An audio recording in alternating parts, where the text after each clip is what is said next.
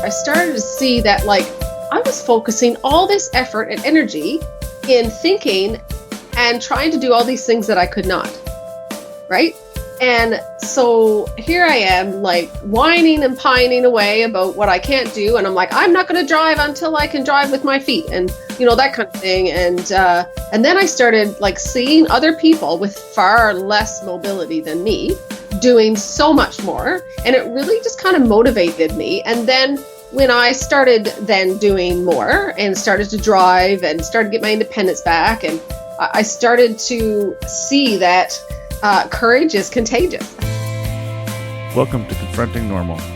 This is the show for those willing to intentionally explore the things our church and culture tells us is normal. With your hosts, Renee Kulha and Cindy Keating, this is Confronting Normal.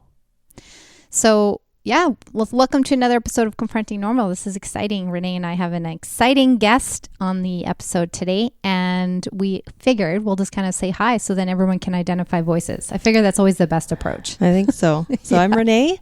Hi, I'm Cindy. And I'm Vahen. Yes. Now, when we were talking on the phone, Vahen, I had said to you, I thought by looking at your name it was pronounced Vahen. And you said, I love it. I love when people just call me a whole bunch of different... I love the way people mispronounce my name, to be honest. It's a thing for me now. I used to get really irritated when I was younger, and I even got so far as to change my name to Anne at summer camp. Anne. But now it's I know, it's kind of neat. It's so cool. So what is the background of that name? Yeah. English, Irish, Newfoundland and all the rest, but I believe it's a Celtic name. Okay. It's been a mystery, really, the whole name thing with me. So yeah. So did you your parents did they see it in a book, or how did they come up with it? My grandfather was in the Navy, and he traveled, obviously with the Navy, and so he named one of my aunts' middle name is Vahen. And so that was, I think, the name that my grandfather had gotten, I believe. And then so I was named after my aunt. Okay. Whose middle name is Vahen, but her first name is Lovelet. But it's so cool. When it comes to naming kids, there's so many different approaches you can take. You can go the really unique. You can go the passed down from generations. You can go from the quirky spelling, whatever. And I'm always so fascinated when I come across a name that I'd never heard of before. So that makes you unique. Wow, that it is true. Yeah, it's exciting. Well, thank you for being on the podcast. We're so just intrigued. You have such an interesting story, and even the way that I stumbled upon you was a bit of an intriguing find. Just landing on that, your contagious courage and kind of your platform that you're building, and it's all really exciting. So maybe for a bit of backstory and for our listeners who are being introduced to you for the first time, could you maybe give a little synopsis of just who you are and where you come from? Oh my. Well, I am originally from Newfoundland, and so grew up in Newfoundland, and went to Ontario, went to Baba College. I fell in love in Ontario, and then after Baba College, and married the man of my dreams, and we sailed off into the sunset. But the story that threads throughout that is, him proposing to me. I got engaged, and then 1 week after engagement, I was diagnosed with transverse myelitis that left me paralyzed from the chest down. Doctors saying that you'll never walk again. That kind of thing. So That's all of my backstory. And then we'll probably get into that a little bit more possibly. But today I am an author, motivational speaker, life coach, and even an ordained minister. Wow. With a new title to my name, Miss Wheelchair Canada and Miss Kindness. So wow. Wow. I don't know where you want to begin, but that's just it in a nutshell. Okay, well, here's what happened when you were telling me that at the very beginning. Yes. I'm picturing this Hollywood movie, right? There's the sunset kind of floating and then these clouds and the ocean. And then you're like, and I went to Ontario and I met this guy and we got married and he was the love of my life. And I'm thinking, oh, wow, that story now ends with, and they lived happily ever after. And then right in the middle of that, you took a sharp left and you went, but then I was diagnosed with, and I'm like, whoa, not where I thought the story was going to go. And I think that alone is what totally intrigued me when I stumbled upon your stuff, is because it was just out of this, whoa, I did not see this coming. And so from that point of view, maybe you could, dive into a bit of that. And can you go back to that place and unpack a little bit of what happened? Yes. Well, see, the thing is, I just had graduated Bible college, and to be honest, I had my heart broken in Bible college, and the passion that I went into my studies was not the same passion that I left with. Left with just a lot of pain and confusion, questions. Not really sure even if I wanted to be a Jesus follower or, go to church and all that. I wasn't sure where I stood kind of with the whole thing. I just was like, I've had enough.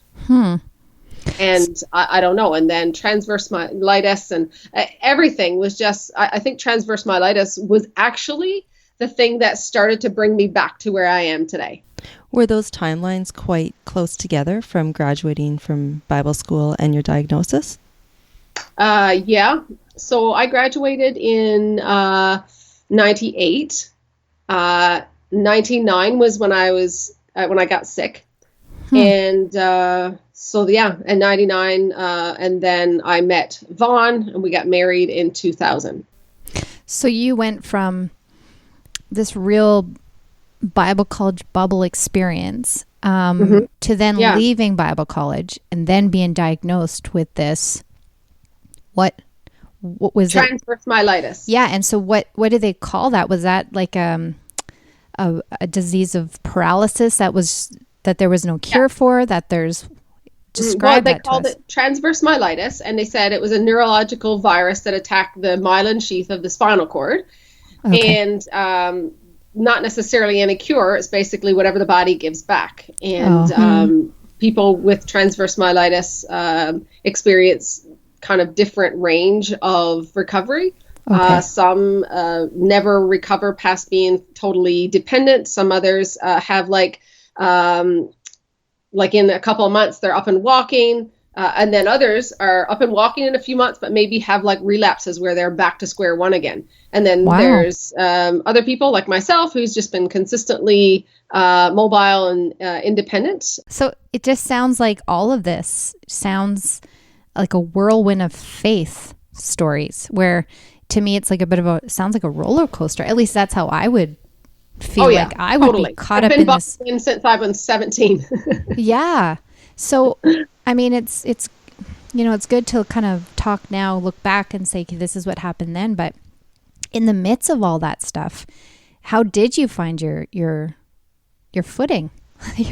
I didn't. I lost my footing. I really did. I rebelled after college and went through a phase where I just wanted to get out. I said, enough of this miss being nice girl, right? I, going through high school and everything and trying to be a good girl and live my life. And, and then I just was struggling and searching. And so when you're searching and you search in all the wrong places, that leads to a lot more wrong places. Yeah. And so then when I met Vahen, and then I was like, oh, life is getting back on track again. Okay, there are great men out there. My life is making sense again. And then like in a week after I said yes to a proposal, that's when I got sick and ended up in the hospital. And doctors are saying you'll never walk again. And I'm thinking, oh man, do I even still have a fiance? Is he going to stick around? Because this could be a game changer, right? Yeah.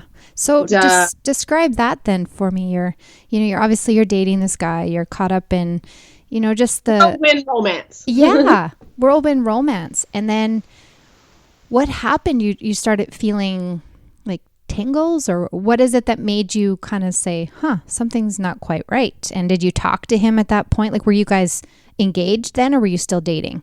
We were engaged. Okay, that was okay. 1 week, just 1 week. Oh, wow.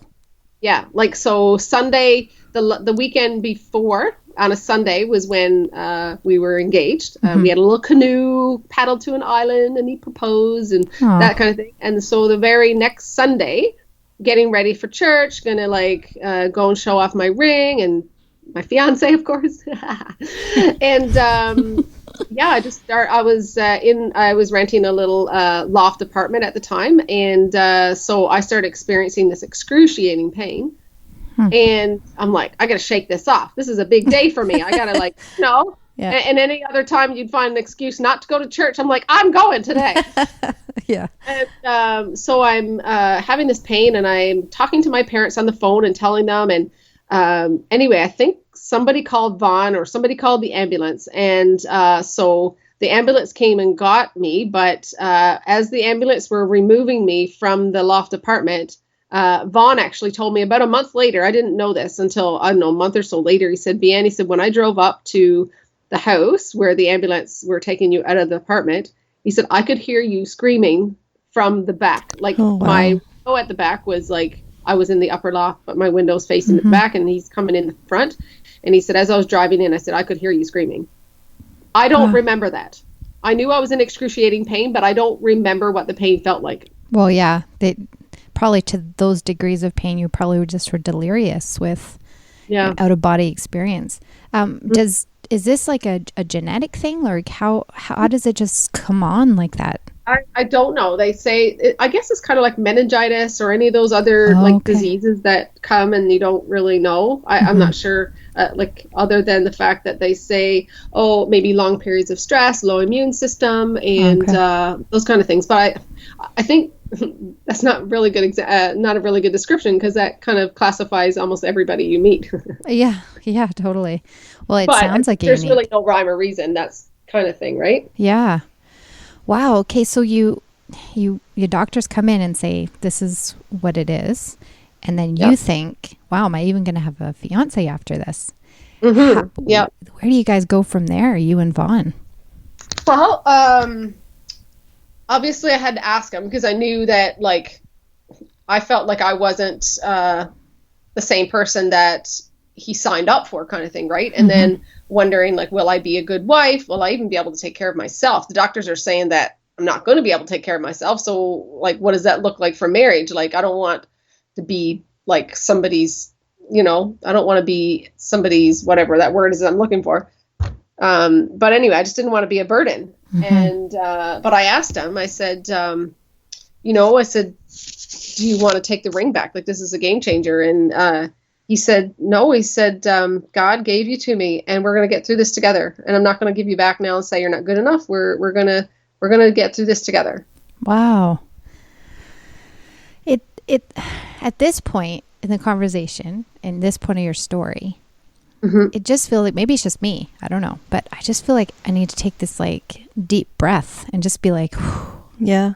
Like, that's a lot. Like, you have, so far, we haven't even begun to dive into it, and you have this really incredible story, and it's just, there's so many directions, it seems like, that God has just been pulling and leading, and it's like up, down, and all around. At this point in your story, when you look back and you kind of try to process, and what did God look like for you in these kinds of moments? Yeah. Oh, that's a good question. Very, like, okay, so I struggled after Bible college, and then by the time transverse myelitis came around, like, I had already started to heal again, because Vahen was a big part of helping me heal, and I started to, find my faith again a little bit, like, I started to go back to church, and, and kind of figure out where I was kind of going and wanted to get back on track.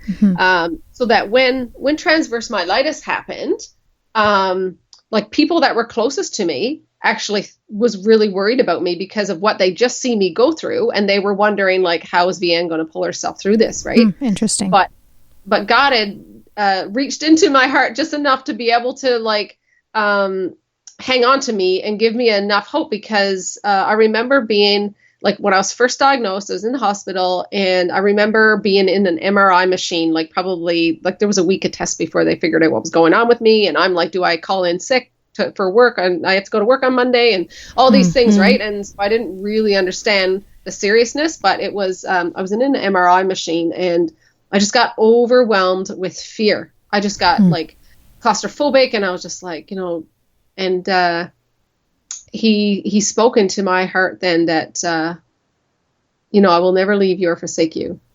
Wow. And it just calmed me he just said, it's me and you. How does normal look to you? And I say normal loosely because even when you and I were talking on the phone, prior to this episode, we were talking about how, Renee and I's hearts for this concept for confronting normal is that what is normal? Like everyone's going to have a different definition of what that means. We're all going to be on these different journeys. We want to pull the rug out. Yeah, we want to. Okay, just wait. Yeah. Let's get rid of this whole thing. But you're living life differently, and so going into marriage at that time, how did you find your new rhythm? How did you kind of set a pattern of what is my norm? What does faith even look like in the midst of all this?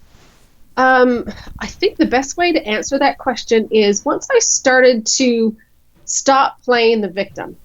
Because even before I came back to the Lord, I started to see that I was focusing all this effort and energy in thinking and trying to do all these things that I could not. Right? And so here I am, whining and pining away about what I can't do. And I'm like, I'm not going to drive until I can drive with my feet and, that kind of thing. And then I started seeing other people with far less mobility than me doing so much more. And it really just kind of motivated me. And then when I started then doing more and started to drive and started to get my independence back, and I started to see that courage is contagious. A little plug for my there because that's exactly what I was finding. And it's funny because, okay, so here I am, many years post injury. And I'm seeing another young woman that is just newly injured, okay? And she's still struggling with some of the issues and stuff that goes with newly injured and stuff. And so she invites me to this this fashion week. And you probably heard there's the Toronto Fashion Week, and then there's Western Alberta Fashion Week, whatever. And she invited me to this, and she's in a wheelchair also. And she's writing the fashion and everything. I'm like, oh, yeah, I love fashion, too. So we went. And she told me that after the end of every runway show or every show, the announcer would come and ask people to give them their best runway walk or ask for volunteers to give their best runway walk. And so I was like, oh, that's kind of cool, but never thought anything of it. So anyway, we get to the end of the show and they ask, and my heart's pounding. I'm like, oh, I'm sure I'm not going to get to because, there's lots of people that are going to want to do this. I'm like, it's crazy how you think that. Why wouldn't someone want to get up and do runway? Isn't that everyone's dream, Nope. I'm thinking that scares me. Anyway, so the next call, when she said, okay, second call or whatever to see who wants to come do the runway, my heart's pounding. And I'm like, okay, this is it. And so I put my hand up and she looked at me and she's like, you can do that? I'm like, I sure can. So I looked at my friends and they got me up on that runway, and I went, and I knew that if I didn't go all in, right, that I'd be just like, oh my goodness, I've watched many episodes of America's Top Model and Tyra Banks, you don't go all in, fake it till you make it kind of thing. So I'm like, go and do this. And I got to the end of the runway and I did my little turn, and I'm like, I saw all these cameras flashing, and I'm like, oh my goodness, I'm scared to death on the inside. But I was like, I just looked at the cameras and I gave my best look at me on beautiful pose and got down from the runway. And I think my heart didn't stop beating till 12 o'clock that night. But what happened was I got down off that runway. And do you know what my friend said to me? He said, Vahen, last night when I was here and they asked the same questions, the lady actually pointed to me and said, what about you? And I guess she didn't realize she was in a chair. And my friend hung her head almost in tears in front of the whole crowd, saying, I can't. I'm in a wheelchair. And so then I had no idea, right? And so here I come along and do this. Contagious courage, right? And I'm like, I just really started to see that, man, you have the power to really influence people when you just step up and you push past your fear and your insecurities. And so now with my faith being stronger than it ever has been, I see a whole new level of that. That translates to anybody. That's exactly what I was thinking. And I couldn't get it out. Anybody, anywhere, in any situation. When you choose to step out and try things and lean into the discomfort, you're absolutely right. More often than not, you inspire other people to take their own steps. And you're right about the whole contagious courage thing, because I think something happens when we push beyond those fears and we kind of get rid of the mentality of saying, I can't. Instead, maybe say, not yet, or whatever it is you fill in there. But you then give other people permission to confront their norms, which I think a lot of the norms that we tell ourselves is that, well, we can't for a number of reasons, or that's not the thing to do, or that's not proper. Or we're just so afraid of failure, right? Exactly. Or like looking silly or whatever. Yeah, that whole idea of I'm afraid to fail. But I always like the idea of flipping that and saying, I'm more afraid not to try. Yeah. Yeah. So do you find that that's a daily thing that now you have to do? Like that situation where you were like, you know what? I'm going to just do this. I'm just going to like own it. You got your Tyra Banks on and you were like, I'm just giving it my all. Is that something that you're at this season now in your life? And, you know, I feel like we've only touched the surface of your story. We're kind of like picking parts here and there because there's so many questions I have. But, you know, fast forwarding all of that and all the journey that you've gone through, are you now kind of looking at your life thinking, man, I got to own every day this way? Did it set a fire in you when that happened? Or was that just... Oh, man, I tell you. Another whole journey. Fire is a good way to express it. Yeah. Like, oh man, like people that know me, like, yeah, I'm on fire, because if you've been in prison and you've like been bound by so many fears and all these things that hold you back, and you're free and you're walking out the front door, I think that some people are going to see you differently, and you're going to see the world differently. So if you see me in my daily life, I'm like, I'm high energy, but it doesn't mean to say that like I don't have a bad day. I mean, I've had people ask me, oh, is it always easy for you? And, oh, you make it look so easy. And, oh, do you ever have fear? I'm like, oh man, if you could be a fly on the wall with some of the journey that I've had to walk through since my book launch, it would be a whole other after hours event conversation.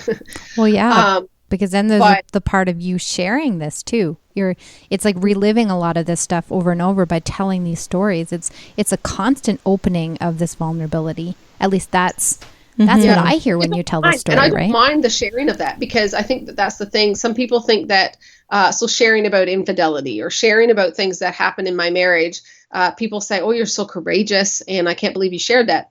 Yeah, I guess maybe it is courageous, but because I'm not that person anymore, and because I can confidently say that will never be me anymore, not because of me, but because of Christ in me, it's like, people think it's courageous because maybe you'll flip back and you can't tell it if you think that's still there, kind of thing, right? And I see it as that, like, I'm going to share it because God has done that in me. And if He's done it in me, it can do it for you.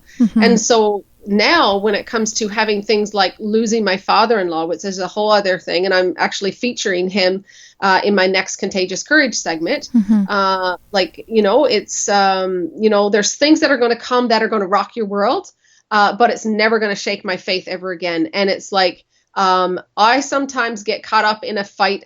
I'm 3 rounds in realizing, wait a minute, this is not my fight. And so I step out of the ring. It doesn't mean that you don't get knocked down or you don't step in the ring. You just don't stay in the ring as long as you used to. So I have a question for you. Sometimes when people step into newfound freedom, like you just described, sometimes that's really hard for the people who are close to you in your life, for your community to adjust to this new version of you. How is that? Is that true for you? How has that played out? Oh man. Yeah. It's funny, not funny, but there's 2 sides to that. I don't,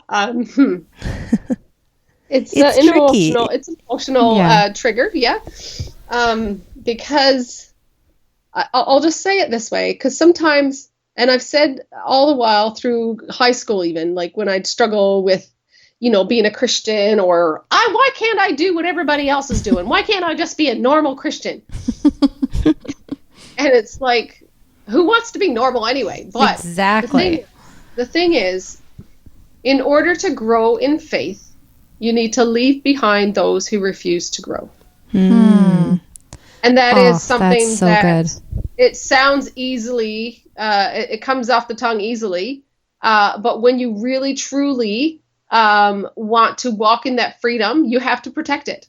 Yeah. And not everyone is going to understand it. And so you have to then maybe limit your time with those who don't really see eye to you. And don't get me wrong, I don't think I'm better than anybody else. I never want anyone to think that. Yeah. But I know if I'm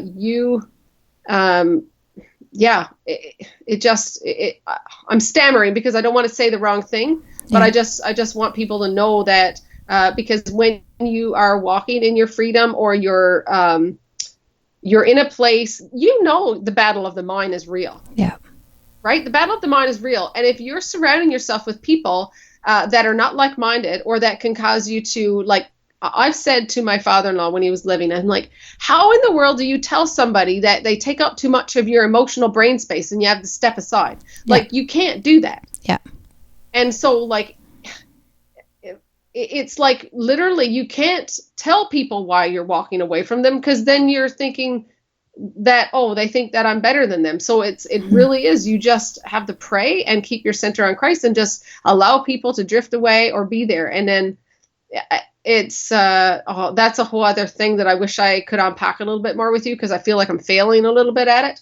Well, I think you raise a really interesting point because what I hear you saying is, when you choose to live a life of intention, which is something that Renee and I talk a lot about on this podcast, when you choose to live a life of curiosity that's going to wander outside the beaten trails, you're gonna ruffle a little feathers. You're gonna make people feel a little bit uncomfortable because I think fear is this broad thing that a lot of people struggle with, and when you start confronting some of those fears and start standing up to the wrong things you're believing and trying to stand up to truth, you're going to start making people feel a little bit uncomfortable. And I had a friend say to me once, it's like when you start facing some of those things that other people are choosing not to confront, it's like holding a mirror up to themselves. So Absolutely. They see themselves as this person that's not making the choice, and therefore they just want to feel comfortable in other people being where they're at. And so that's kind of what I hear. But and it also, even just the way you were talking about, Jesus and our identity with him and what it means to follow him. I think that's why, scripture talks about the narrow road, is because if this is really wide, broad road, I don't think that it would be quite as difficult to navigate. And I think, when it comes to, even the name of the podcast, Confronting Normal, when it comes to living a life of intention, or when it comes to, your project series that you've launched, Contagious Courage, all of these things take guts and they take a life of intentional focus. And that's hard. That's hard for people to really wrap their minds around. And that's what I hear you saying has been a huge part of your journey. And it can be a lonely road, Honestly, it is a lonely road. Yeah. It is. And I have to, like, as we're talking, it's funny because I remember a book that I reference a lot, and it helped me when I started to leave my comfort zone to do this. Mm-hmm. Have you heard of the book called The Dream Giver by Bruce Wilkinson? It's just an amazing book. Have you heard of it? It sounds a little familiar. I don't believe I've ever read it, though. No. I don't even know if I recognize I've read it a couple times because I like seeing, okay, where am I now? And basically it's a book about a man named Ordinary living in the land of familiar, doing what anybody's doing, until one day he gets this big dream, like his purpose, his calling, and he sets out to leave his comfort zone. And each area that he steps out of, he has to face these border bullies, things that hold him back or, confronted, because when you're trying to leave the comfort zone, there's other people who don't want you to leave the comfort zone, and they're trying to hold you back. And there's a quote that I'll read because it's actually the quote of unexpected opposition. Mm-hmm. It said, Ordinary was speechless and bewildered. He heard a rumor about border bullies. He had supposed that if it were true, these bullies would be nobodies that he wouldn't know. He never imagined that the sum of the nobodies he would know best. Mm-hmm. And he says, how would he ever get past them? But the biggest question is should he even try? And I was like, man, like isn't that so true? Like exactly what you summarized, but I would highly recommend that book, The Dream Giver. And then the other thing that we had talked about was, I think we didn't really say the words, but setting our boundaries. Yeah. And another book that I've just received actually myself that I haven't gotten through it, but God has been really, helping me with set healthy boundaries. And I want to read this quote because I think that after somebody listening that these resources will be really good. Mm-hmm. It's The Boundaries by Henry Cloud and Dr. John Townsend. Mm-hmm. A little blurb on the back, it says, people often focus too much on being loving and giving that they forget their own limits. Have you ever found yourself wondering, can I say no and still be a loving person? How do I answer someone who wants my time, my love, my energy, or my money? How do I stand up to hurtful behavior or abuse? Why do I feel guilty when I consider setting my boundaries? And I'm like, oh my word, like that's what we struggle with, right? We think that, God calls us to love, forgive and forget, and love. It doesn't call us to be a doormat though. And we need to set our boundaries. Wow. So, okay, let's apply that then to where Vahen is at now. So you've had this whirlwind of a story, which I assume is all the things we've touched on in this episode you've put in your book. I'm assuming. Is that right? This is post-book, which is probably some of the things that you'll hear in my next book, which is why I feel that the next book is inside me. I just don't know when it's coming out, but it's all of the whys and the applications of what I've been through, because I get those questions asked a lot. Well, how did you do it? And that kind of thing. So the book is mostly my story and a little bit of application, but for the most part, these lessons learned, I believe will be book 2. That's good. Mm-hmm. Yeah, so you've got, which, by the way, we'll show note everything that we've talked about. So for those listening to this, you can head on over to the website and find Vahen's episode, and then you scroll down, you'll see everything she's referred to. But Vahen, my question then for you is, you've gone through this big whirlwind story of this life, and now you're at this season of your life today. Mm-hmm. Mm-hmm. Where are you being focused and with even referencing that boundaries description, what are the boundaries you've placed in your life so that you can just live out what God is calling you to do and what he's stirring in your heart? Where are you at now? Well, a couple just basic things is learning to get better at saying no and releasing myself of the guilt of it. Is a big thing. Yeah, that's, honestly, that's like I think Renee and I have to do an episode. I was just going to say, well, that's not relatable at all. Yeah. Yeah, it's like, that could probably be my life definition right now. But yeah, so that's a good one. It's also about God growing me to be able to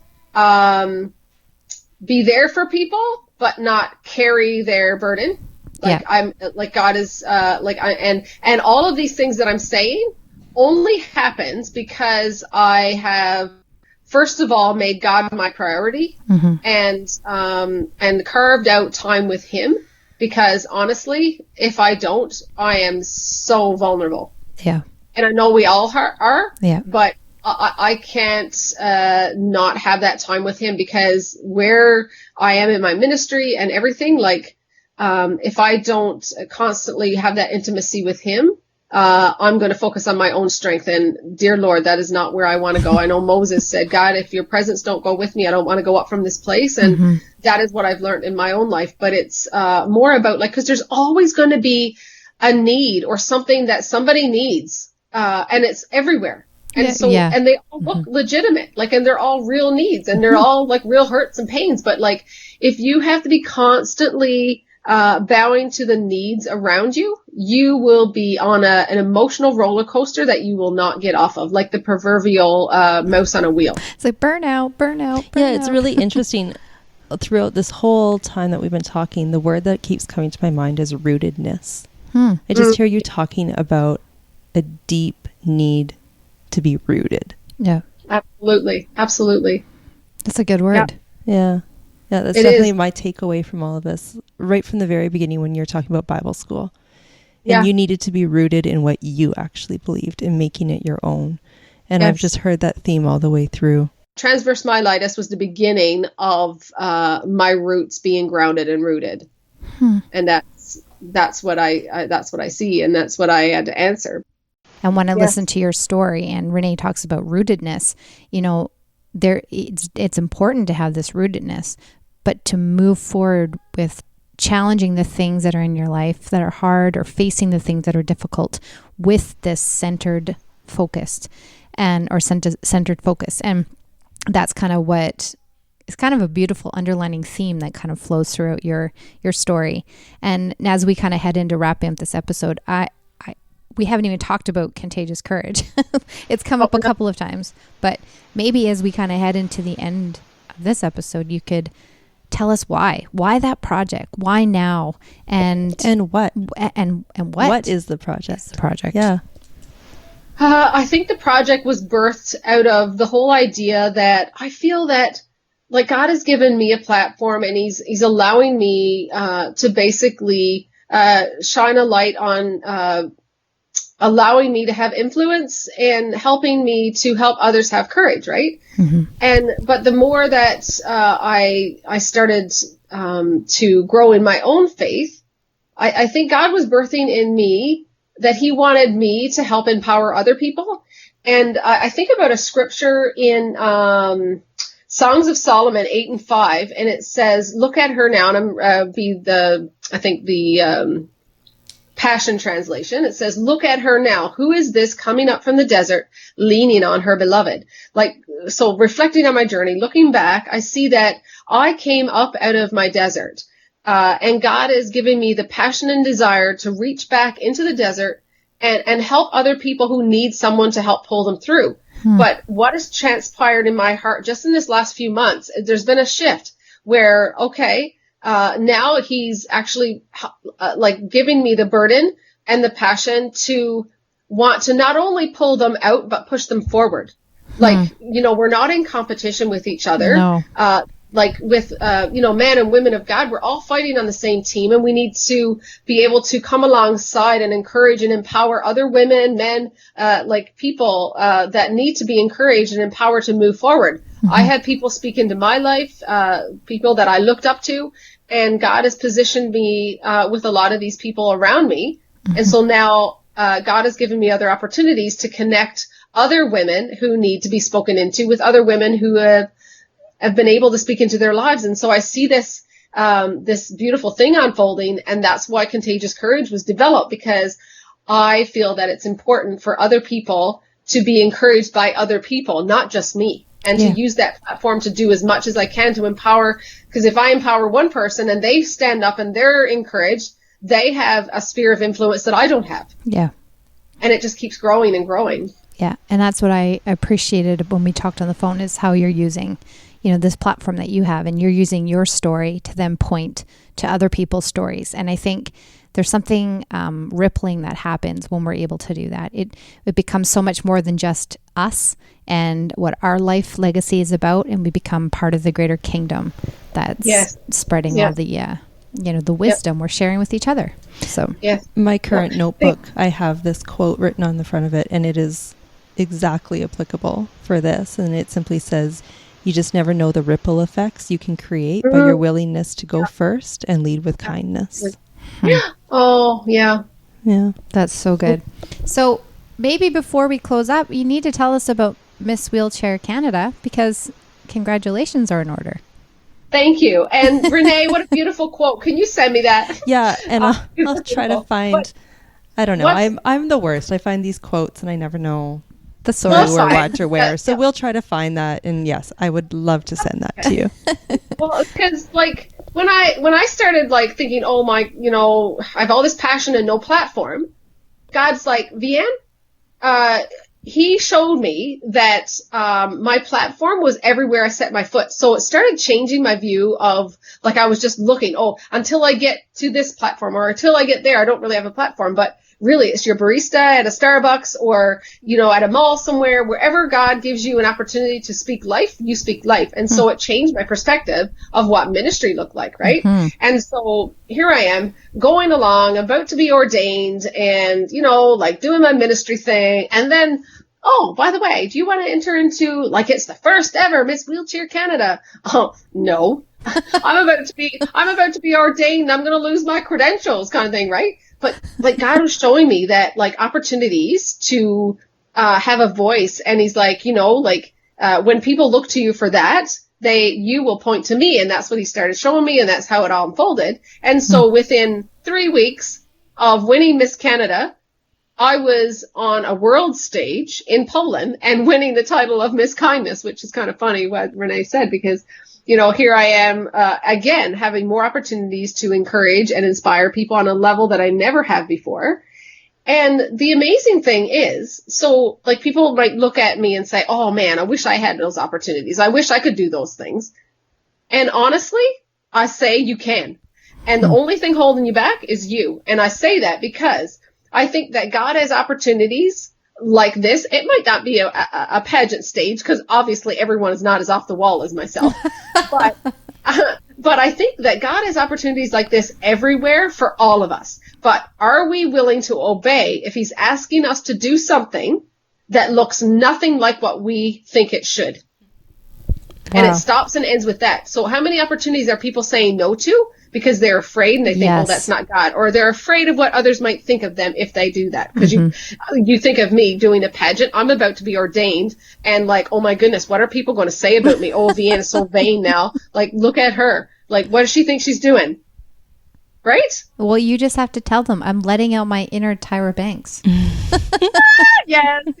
But I mean, that's the whole other area that we talked about earlier about letting go of the fear of man, which is another layer of freedom that you can walk into these areas and be like a firecracker once you are free. Yeah. Wow. I mean, it was great. Yeah, it was really good. How do you follow up with that? I mean, there's so much there. You packed so much punch in all that, and it's you're a and delight. I get the feeling that we are just barely scratching the surface of your story.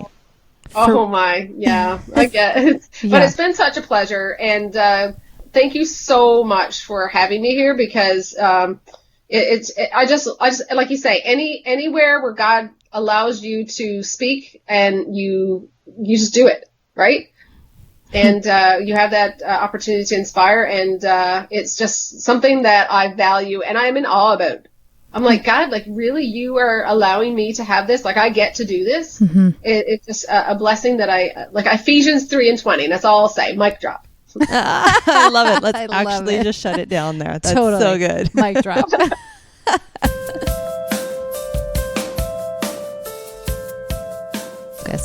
Focus. Back to Vahen. It was good. Yeah. It was, to be honest, it surprised me. Yeah. Not because I wasn't expecting her to have cool things to say, or I knew a bit of her story, so it wasn't like that was a surprise.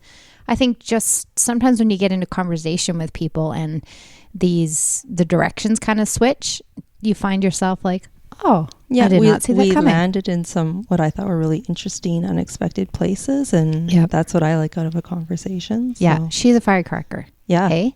She's full of, to me, it seems like zest. Like she's just like ready to take on this challenge. This is how people describe me. That you are. I think so. When I imagine people talking about me, I think they say things like, that Renee Cool. She's got some real zest. Did I just make myself sound like such a dork?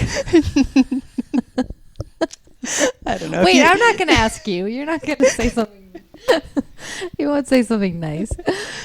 No, she absolutely is. Like she's got a lot of energy. Oh, totally. Oh, my mic was cutting out. Yeah. No, she does. Energy is a good word. But her story, speaks for itself. Absolutely. But it's what she's doing with and has done with her story that, I find quite interesting. Yeah. She said something that struck me that of course, the conversation was just going so many directions that I didn't have a chance to come back to it. The whole victim mentality. Did you catch that? Yeah, that was really interesting. I could have parked there for a little while and talked about that. Yeah. Yeah, when she said that, everything changed for her when she just stopped playing that victim. Yeah. I could resonate with that. I've done that so many times where you just fall into these ruts and you just have convinced yourself that nothing's going to change. You're never going to get out of this. And there's that narrative just goes over and over and over in your head. So I never did actually get to ask her what were some of those things that kind of helped her climb out of that victim mentality. Yeah, that'd be interesting. It would be interesting. But again, we were going in so many different directions. But I know this is hard to say because you never really know how you're going to act or how your life will unfold when you're in that place. But what would you do if you went from perfectly capable of walking to just all of a sudden diagnosed and in a wheelchair? Like, I just think if that doesn't disrupt your whole flow of normal, man, I don't know what would. Yeah, I don't even know who can really answer that, right? Yeah, exactly. But the way that I feel, has just kind of taken bull by the horns and ownership of it. And I always use the terminology of leaning in. Mm-hmm. You need to lean into those tough places and kind of milk them for all they're worth. And I'd say she has done and is doing. The one thing that I wrote a note down and I had kind of talked about, I saw this theme of rootedness come through. And I've always had this picture of the importance of being rooted. I always think about a tree, right? Mm-hmm. You need those roots. You need to know who you are. You need to know what you believe, not what others say you should believe, not what, but actually what you believe about yourself, about your faith, about God, about everything, really. Yeah. You need to have that firm root because when the wind of life comes, and it will, that, you're able to bend with it. Yeah. And not break. Mm-hmm. And she talked about that. And what's really interesting is it sounds like, say at the beginning, she wasn't very rooted. Yeah. She's kind of developed her roots through that. But if you can develop them before, mm-hmm. then I think you just get to those healthier places even quicker. Yeah. I do think it's interesting though, that she would have described her diagnosis as the start of the deepening. Yeah. And how God used that situation to really grab a hold of her. And I was surprised by that because she had said, she'd been raised in the church and she had known all of the things to do and all the performance and all the rules to follow. Mm-hmm. And she said, I was tired of being that good girl. Mm-hmm. But yet when God throws us these it seems like people go one or two ways, right? And it does sound like she had part of both back and forth, but yet the fact that she can come full circle and see, God through it all and share that story, I think is pretty powerful. And now an early minister like that, that too is kind of interesting. We didn't really talk about that. Yeah, there's a lot of things. There's a lot of things we didn't get into, but I think it was a good one. It was interesting. It was a great perspective, certainly confronting a lot of normals. Mm-hmm. Absolutely. In her life. And I think I was a little surprised at how much of it was relatable.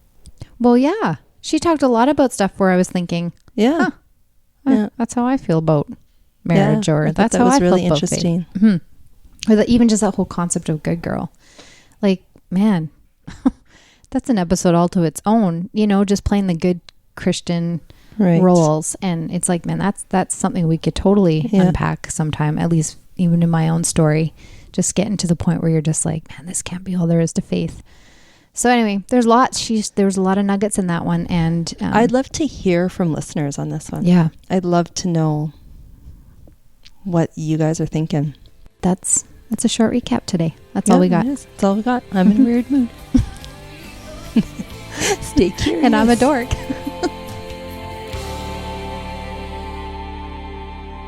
Hey, thanks for spending a part of your day with us at Confronting Normal. For details on anything discussed in the episode today, you can check out the show notes on our website at confrontingnormal.com/listen. If you have any feedback, there are a couple easy ways to reach out. You can find all the episodes, blog articles, contacts, and social media links on the website at confrontingnormal.com. Lastly, one of the best ways you could help our community is to leave a podcast review. These reviews actually really help others on a similar journey to find us. So if you're using the podcast app on an Apple device, it's super easy, quick to do, right from your device.